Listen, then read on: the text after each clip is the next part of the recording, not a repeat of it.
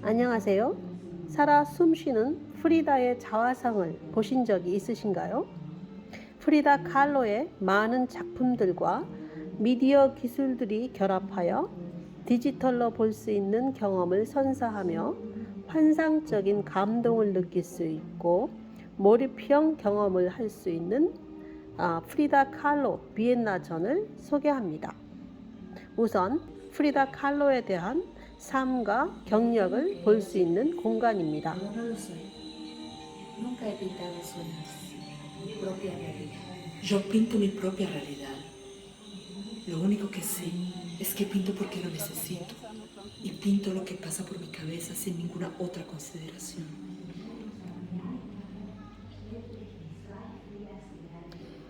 1907년에서 1914년 사이 프리다 칼로는 두 문화에 의해 형성되어집니다.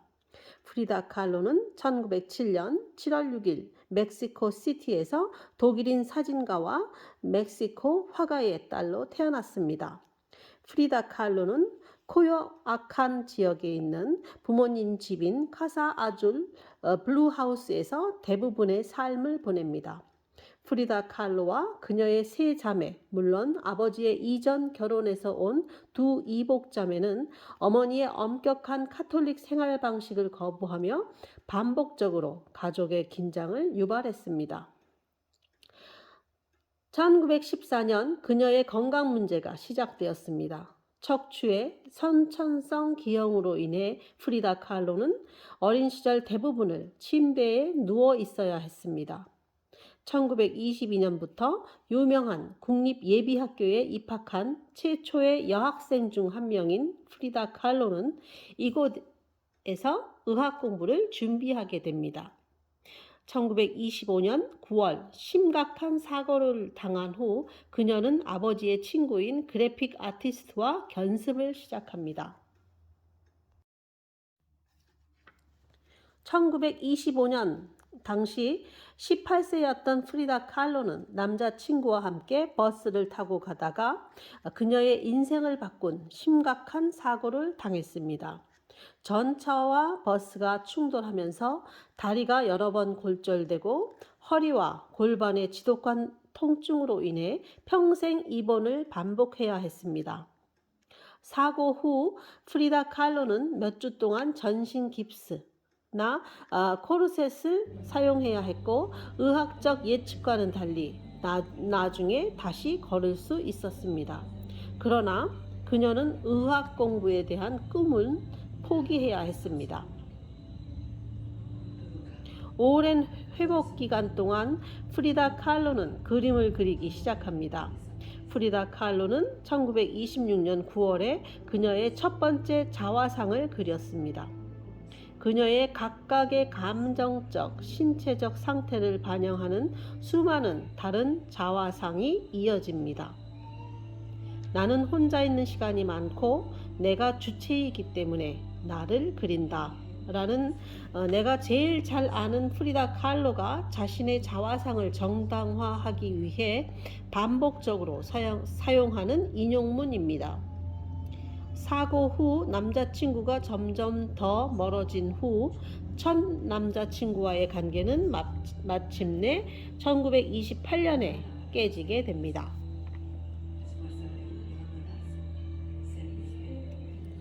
1928년 22세 프리다 칼로는 지인을 통해 41세의 멕시코 벽화 화가 디에고 리베라를 만났습니다.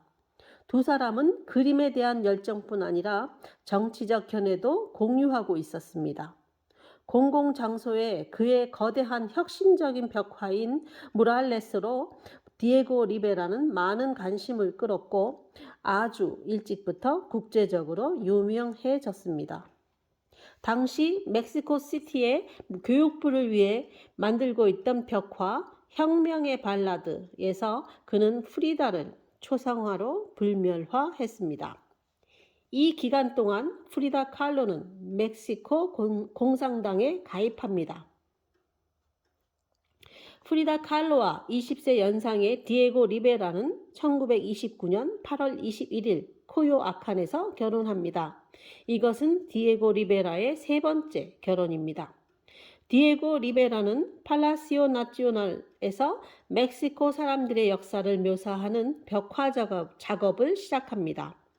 디에고 리베라는 소련 공산주의와 당 지도자 요셉 스탈린에 대한 비판과 스탈린의 적대자 레오 트로츠키에 대한 지지 때문에 멕시코 공산당에서 제명되었고 결과적으로 프리다 칼로도 공산당을 떠납니다.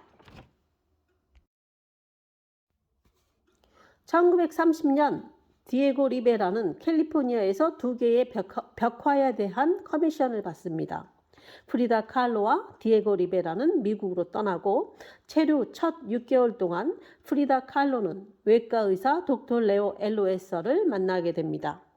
닥터 레오는 그녀의 건강 문제의 원인으로 척추의 선천성 기형을 진단합니다.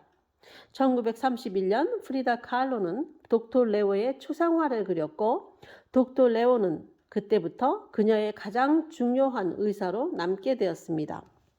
미국에서의 6개월 동안 프리다 칼로는 6개의 작품을 그렸습니다. 이 기간 동안 프리다 칼로는 전형적인 멕시코 스타일의 의상을 입었고 이 전통 의상을 입고 사진을 찍기 시작합니다.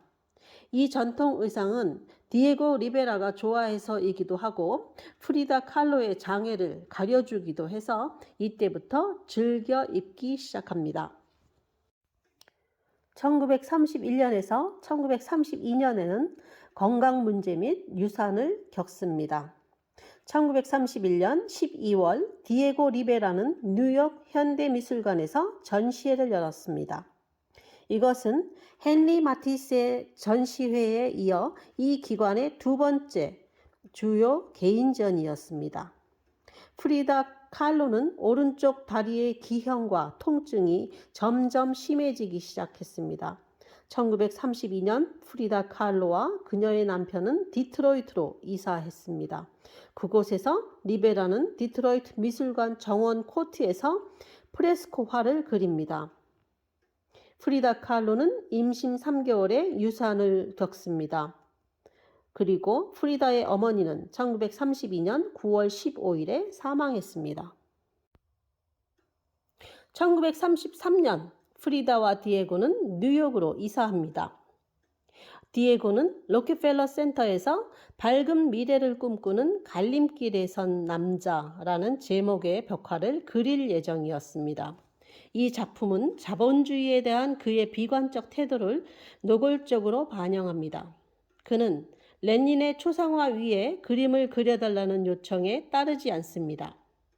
그 결과 커미션이 그에게서 철회되었습니다. 이미 시작된 작업은 헝겊으로 덮이고 마침내 1934년 초에 파괴되었습니다. 1934년 프리다와 디에고는 멕시코 시티 교외의 산 안젤에 있는 반단독주택으로 이사합니다. 오늘날의 카스 에스투디오 리베라 박물관은 이 건물에 있습니다.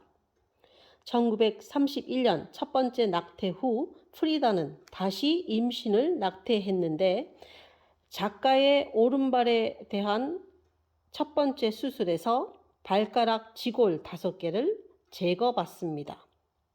이미 어려운 시기에 남편 디에고 리베라는 그녀가 가장 좋아하는 여동생 크리스티나와 불륜을 시작합니다. 1934년 이 해에 프리다 칼로의 사진은 단 한 장도 없습니다. 1935년 프리다 칼로는 몇 달 동안 산 안젤에 있는 집을 떠납니다. 프리다 칼로는 일본에 뿌리를 둔 조각가이자 디자이너인 이사무 노구치를 만납니다. 노구치는 매력적인 성격이며 두 사람은 관계를 시작합니다. 1936년 프리다는 나의 조부모님, 부모님, 그리고 나라는 그림을 그립니다. 디에고 리베라와 함께 프리다 칼로는 스탈린의 라이벌 레오 트로츠키가 멕시코에 망명하도록 멕시코 대통령과 캠페인을 벌입니다. 1937년부터 1939년까지 코요아칸의 블루하우스에서 2명의 유명한 인물을 수용했습니다. 마르쿠스주의 이론가 레오 트로츠키와 그의 아내 나톨리아 세도바는 프리다 칼로의 개인 초대를 따르게 됩니다. 불과 몇 달 후 트로츠키는 프리다 칼로의 연인이 되었습니다. 프리다는 디에고 리베라의 불륜으로 큰 어려움을 겪고 있지만 그녀 자신도 수많은 혼의 관계를 갖게 됩니다. 그녀는 또한 조세핀 베이커 또는 멕시코 가수 카발라 와게사 같은 일부 여성과 낭만적인 관계를 맺고 있습니다. 앙드레 브레톤과 그의 아내 화가 제클린 람바는 1938년 4월 중순에 멕시코를 방문하여 트로츠키와 디에고와 활발한 토론에 참여합니다. 앙드레 브레톤은 프리다 칼로를 초현실주의자라고 부르지만 그녀는 부인합니다. 1938년 11월 프리다 칼로의 첫 번째 개인전이 뉴욕의 줄리엔 레비 갤러리에서 열립니다.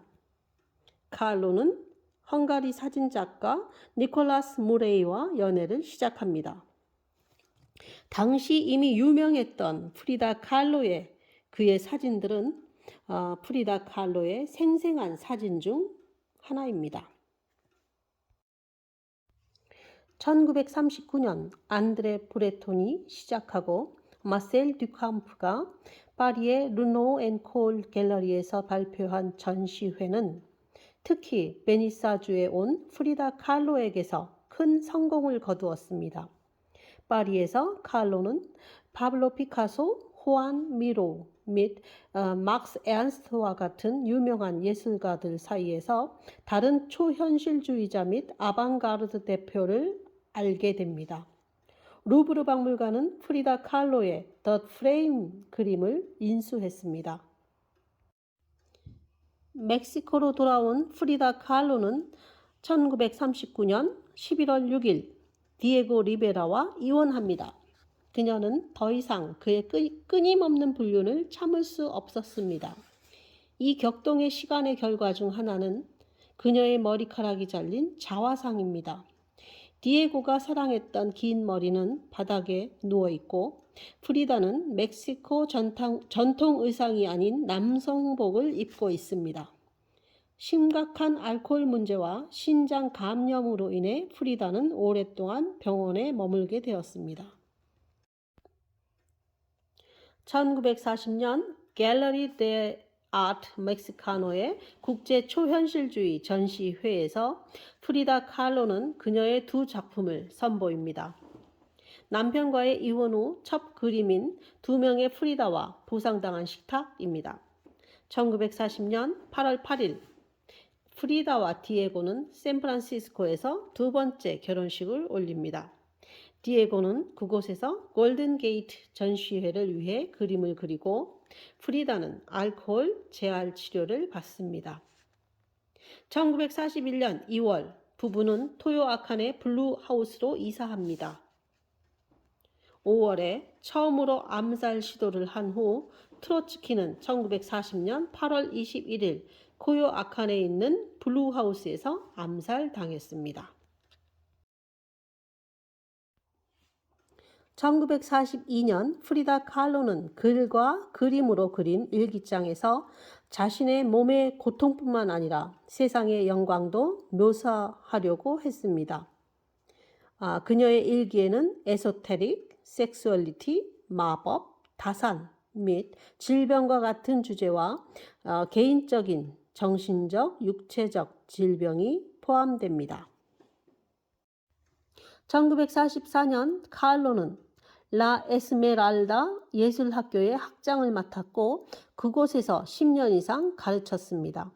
1946년 문화부는 프리다 칼로의 작품 모세로 국가 회화상을 수여했습니다. 이듬해 프리다는 45점의 자화상과 함께 18세기부터 20세기까지의 멕시코 예술가 전시회에 참가했습니다. 1948년에 프리다는 멕시코 공산당에 다시 가입합니다. 디에고 리베라의 60번째 생일을 맞아 프리다는 디에고와 나와 우주의 사랑의 포옹을 그립니다. 1950년에 프리다 칼로는 같은 척추 부위에서 7번의 수술을 받은 후 병원에서 9개월을 보내야 했습니다.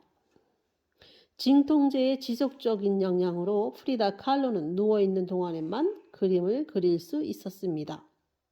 이 기간 동안 독토 파릴리라는 그림과 아버지의 초상화가 만들어졌습니다.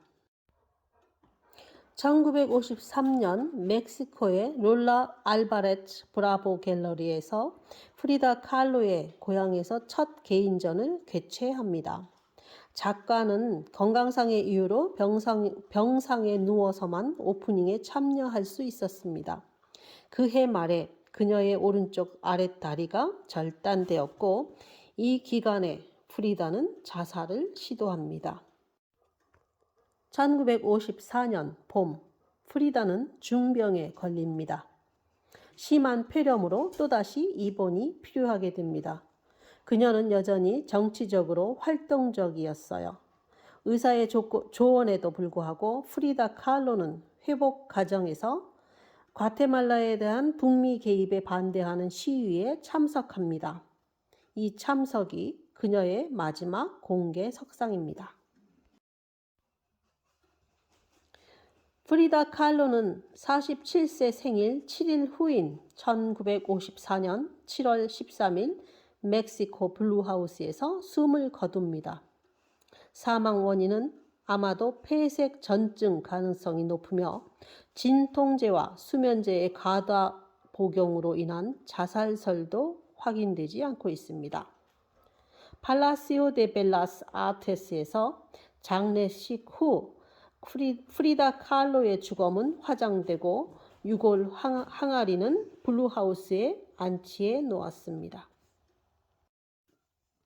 다음 영상에서 미디어 아트로 해석한 몰리평 경험을 할 수 있는 프리다 칼로의 작품들을 만나보시지요. 필스파스.